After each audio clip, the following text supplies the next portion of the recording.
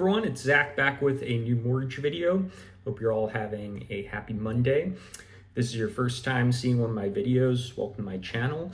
If you're a returning viewer, welcome back, where I'll try to demystify all things mortgage related.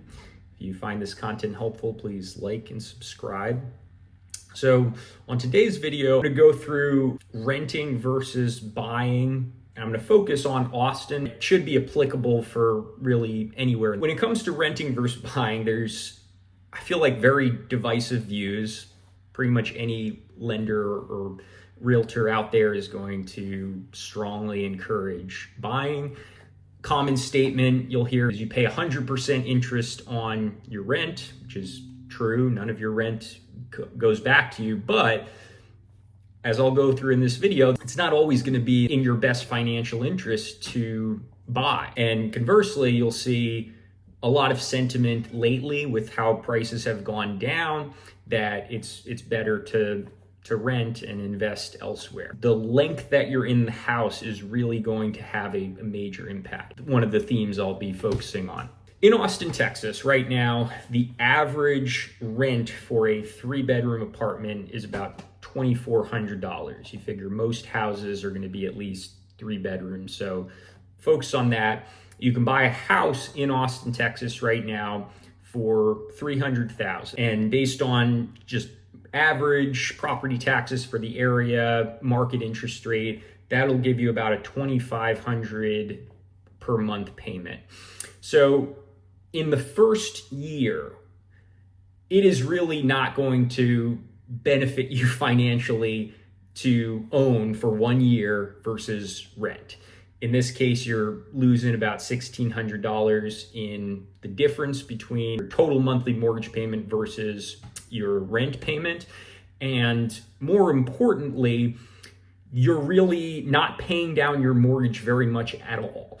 And this is a big thing to understand when buying a property is mortgages are essentially front-loaded, where the interest payments are almost all of the payment at the very beginning, and then as you pay it off, it becomes more and more paying the principal down.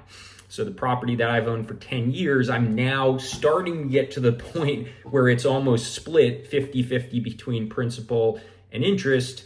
House I'm in now, where we've owned it for 3.5 years, it's still pretty much all principal. So after just 1 year, you're not really making much of a dent in your principal at all. In this scenario, you'd have paid about $3,700 off, not really moving the needle much at all. Now, the other factor is appreciation.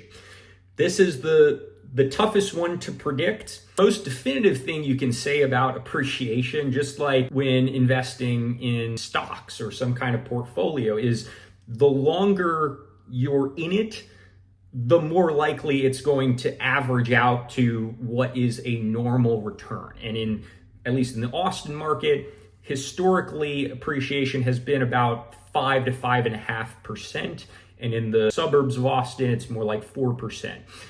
But if you're just owning a home for 1 year or 2 years, you're really rolling the dice as to what cycle of the real estate market you catch. You could buy in 2019, and then if you sold 2 years later, you did very well. Or you could buy in 2022, and you sold 2 years later, you're probably losing money. You're really not going to do well if you only buy a property for 1 year. This is, of course, assuming it's as your primary residence, you're not flipping it, and there's not like a strategy. It's just, hey, we were able to buy, so we bought a house and then we sold it a year later or even 2 years later.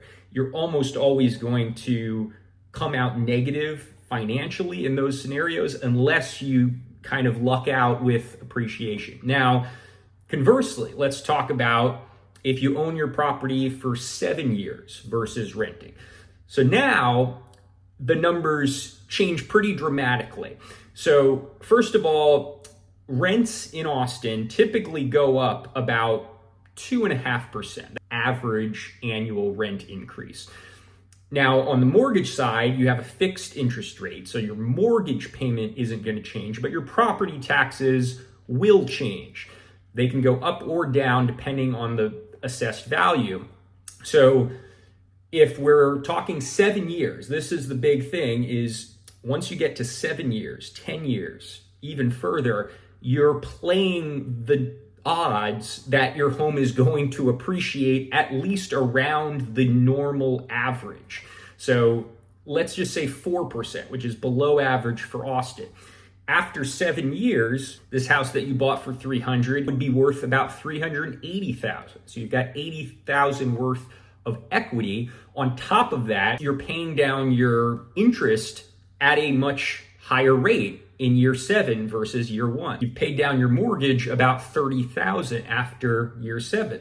On top of this, if you're expecting, let's go off the 4% appreciation, which is the actual value of your house is not necessarily what the tax assessed value is, as a disclaimer, but for the purpose of this exercise, let's just say they move the same way. After 7 years, your total monthly payment is about $2,600, $2,667, whereas your rent, if you had stayed in that same property and you expect the annual 2.5% raise in rent, that payment is now $2,783. So on top of the appreciation and the principal pay down, you're saving about $1,400 just strictly in the payment, because the rent rises at a faster rate than your property taxes, at least in this example. The longer you play this out, you want to go 15 years, 20 years, it's only going to get more dramatic how much